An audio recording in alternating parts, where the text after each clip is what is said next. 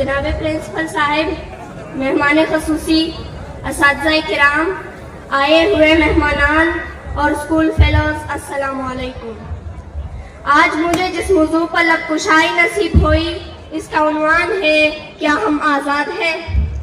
आज़ादी क्या है ये समझना हमारे लिए बहुत मुश्किल है, क्योंकि जब हमने इस मुल्क में जैसे आज़ाद मुमलिकत पाकिस्तान कहा जाता है, आम खोली तो उसे आज़ाद पाया है।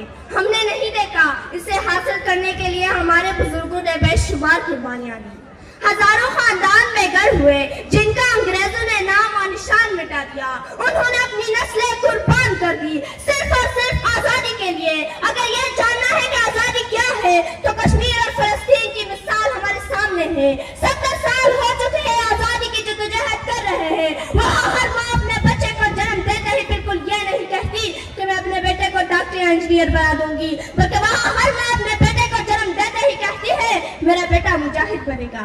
जनाबे वाला, मेरा ये ईमान है कि अल्लाह कभी भी किसी कौम की इतनी जद्दोजहद को रायगा नहीं जाने देगा, जबकि इसके बर्क्स पाकिस्तान जिसे हम आजाद कहते हैं, जिसमें हम नारा लगाते हैं पाकिस्तान जिंदाबाद, लेकिन हम ये भूल जाते हैं कि इसे जिंदा कैसे रखना है। आज भी हमारे यहाँ लाखों लोगों को इंसाफ नहीं मिल रहा। आज भी हवा की बेटी को सरेआम अपनी दरिंदगी का निशाना बनाया जाता है। आज भी हमारे यहाँ एक खरीद की आवाज को दबाया जाता है। हमारे यहाँ आज भी 10 साल की बच्ची की गुमशुदगी पर पुलिस इस मासूम बच्चे पर भाग जाने का इल्जाम लगाते हैं, सरेआम कत्ल कर दिया जाता है। क्या ये आजादी है? आजादी इसे कहते हैं? नहीं, हम गुलाम हैं, हम अपने ही लोगों के गुलाम हैं। हमने बाहर की ताकतों से आजादी को हासिल कर ली, पर अंदर की ताकतों से आज भी हम आजाद ना हो सके। हम गुलाम हैं अपने ही लोगों के हाथों। तुम्हारे महलों की तकमील हमारे खून पसीने से, तुम्हारे महलों की तकमील हमारे खून पसीने से, फिर भी ए अमीर शहर तुझे तकलीफ हमारे जीने से है। जनाबे वाला, हम गुलाम हैं, गलत सोचोगे हम एक आजाद मुल्क में रहते हुए भी गुलाम हैं। यहाँ हर शख्स किसी दूसरे शख्स के हुक्म छीन रहा है, तो हम आजाद कैसे हुए?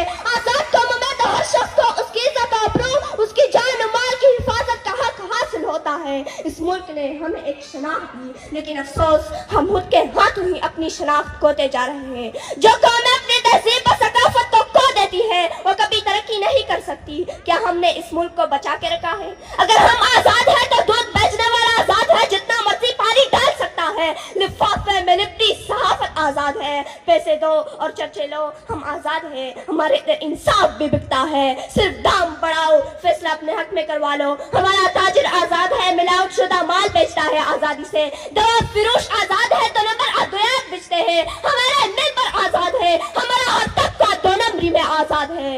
हम दोबारा उस दौर में जा रहे हैं जो इस्लाम से पहले का था। खुदारा खुद की जंगों से बाहर निकले, एक होकर इस मुल्क को आगे बढ़ाए, मुल्क को तरक्की की तरफ गामजन करने के लिए खुद का हिस्सा डाले और अपनी शनाख्त खोने से बचाए। यही वक्त है फिर से एकजुट होने का। तो आए मिलकर अहद करते हैं कि इसी पाकिस्तान की बुनियाद को कायम रखने में अपना हिस्सा डाले, जिस मकसद के तहत पाकिस्तान हासिल किया गया था।